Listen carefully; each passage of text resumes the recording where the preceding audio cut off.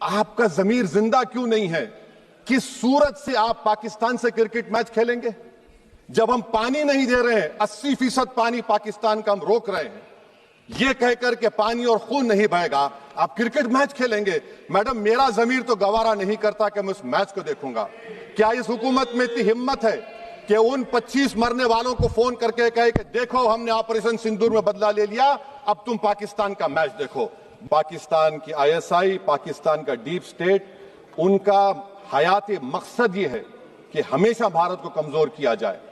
और अगर हमको इन ताकतों को कमजोर करना है तो देश में इत्तेहाद और इत्तेफाक को बरकरार रखना पड़ेगा।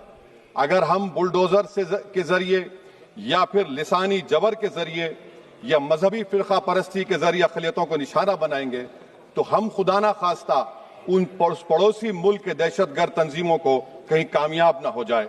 मैडम, मैं आपके सामने ये भी कहना चाहूंगा कि इत्तेहाद और इत्तेफाक इस मुल्क में जब मजबूत होगा तो हमको बैनुल अक़वामी सतह पर दिखाने की जरूरत नहीं पड़ेगी। मैं आपकी तरफ से हुकूमत से चंद सवालात करना चाहूंगा कि वजीर आजम ने कहा कि खून और पानी एक साथ नहीं बह सकते, आतंकवाद और बातचीत एक साथ नहीं हो सकती।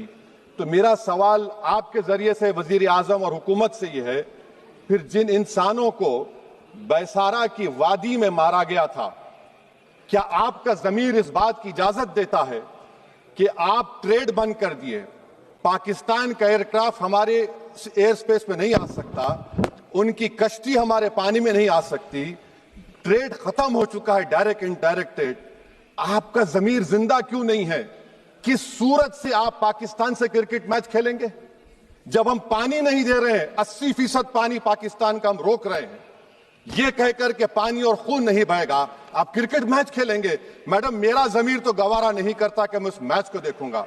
क्या इस हुकूमत में इतनी हिम्मत है कि उन 25 मरने वालों को फोन करके कहे कि देखो हमने ऑपरेशन सिंदूर में बदला ले लिया, अब तुम पाकिस्तान का मैच देखो? बड़ी अफसोस की बात है मैडम, अकाउंटेबिलिटी किस पर है? पहलगाम किसने किया? 7.5 लाख हमारी फौज और सेंट्रल पैरामिलिट्री फोर्स है, ये कहां से 4 चूहे घुसकर हमारे भारत के नागरिक को मारे? अकाउंटेबिलिटी किस पर फिक्स होगी? LG पर फिक्स होगी तो LG को बरतरफ करिए, IB पर आती है तो एक्शन लीजिए, पुलिस पर आती है तो एक्शन लीजिए, मगर आप ये समझ रहे हैं कि ऑपरेशन कर दिया और हम खामोश लोग भूल जाएंगे। अकाउंटेबिलिटी फिक्स करना पड़ेगा। मैडम, डिटरेंस आपकी क्या है?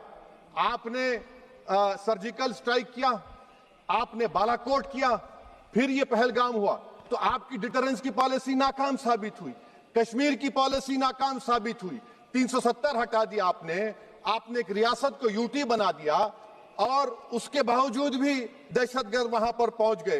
तो और अफसोस मुझे इस बात का होता है मैडम कि पाकिस्तान को हम जानते हैं, पाकिस्तान और इजराइल इस पूरी दुनिया में एक फेल्ड स्टेट है और पाकिस्तान के आर्मी चीफ को, जिससे हमारे स्ट्रेटेजिक रिलेशनशिप, इसको अपना दोस्त कहते हैं, उस देश का प्रेसिडेंट उस शख्स को बुलाकर खाना खिलाता है अपने साथ जिसके भाषण से हमारे लोग मारे गए थे। तो क्या आपकी खर्जा पॉलिसी कामयाब हुई? आप देख लीजिए।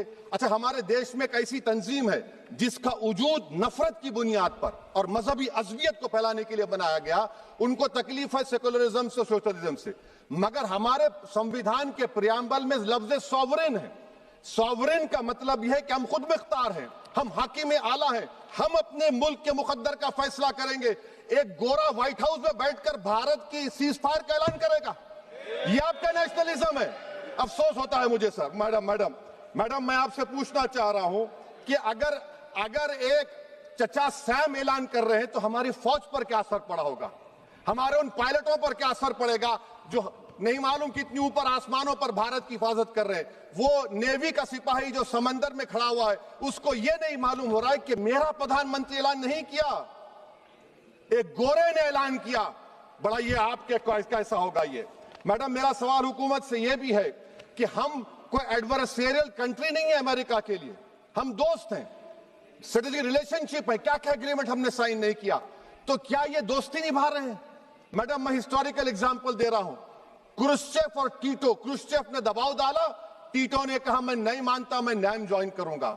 मैडम, फ्रांस और यूएसए, डिगॉल को जब यूएसए ने दबाव डाला तो डिगॉल ने कहा कि तुम दोस्त हो, मगर हमारी खारिजा पॉलिसी आजाद ना है।